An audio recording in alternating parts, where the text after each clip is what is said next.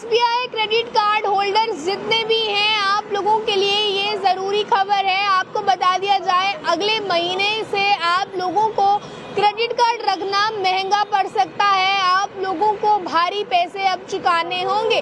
खबर क्या निकलकर सामने आ रही है ये मैं आपको बताऊंगी, पर उससे पहले अगर स्टेट बैंक ऑफ इंडिया का क्रेडिट कार्ड इस्तेमाल करते हैं, क्रेडिट कार्ड होल्डर अगर आप हैं, तो इस खबर को बहुत ध्यान से सुन लीजिए।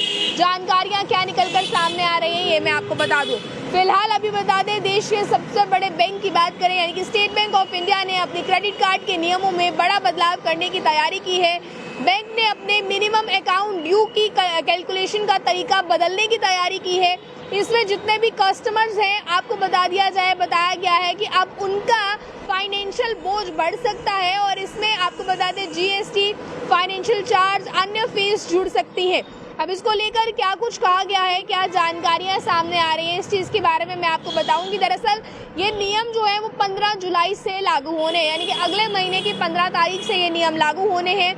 नए नियमों में बदलाव जो है वो मिनिमम अकाउंट ड्यू का किया गया है, यानी कि मिनिमम पेमेंट की रकम बढ़ सकती है। पहले मिनिमम पेमेंट जितनी थी उससे रकम बढ़ सकती है।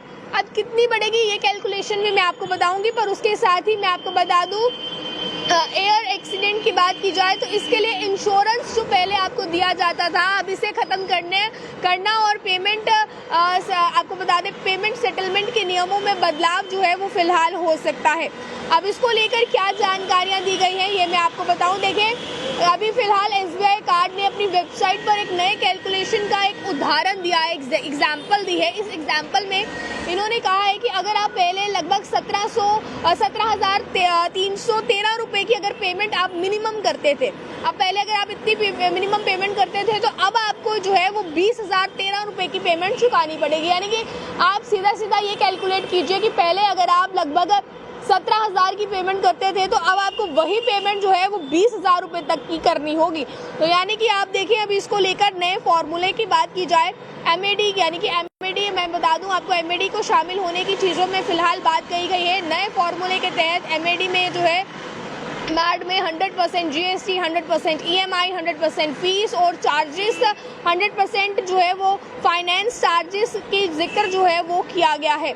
अब देखें, जानकारियां ये निकलकर सामने आ रही हैं और इसमें मैं आपको ये भी बताया ये भी गया है कि जो हवाई दुर्घटनाएं होती थी उसमें जो आपको बीमा इंश्योरेंस दिया जाता था, उसे भी बंद करने के लिए अभी फिलहाल जानकारियां सामने आ रही है। यानी कि एसबीआई, देश का सबसे बड़ा bank, state bank of India, बहुत से नियमों में बदलाव करने जा रहा है। अगर आप इसके कस्टमर हैं, इसके क्रेडिट कार्ड इस्तेमाल करते हैं, तो ये आपके लिए बहुत ज़रूरी खबर है। इस खबर को ज़्यादा से ज़्यादा उन लोगों के साथ शेयर कीजिएगा जो लोग जो है वो इसका कार्ड का इस्तेमाल कर रहे हैं।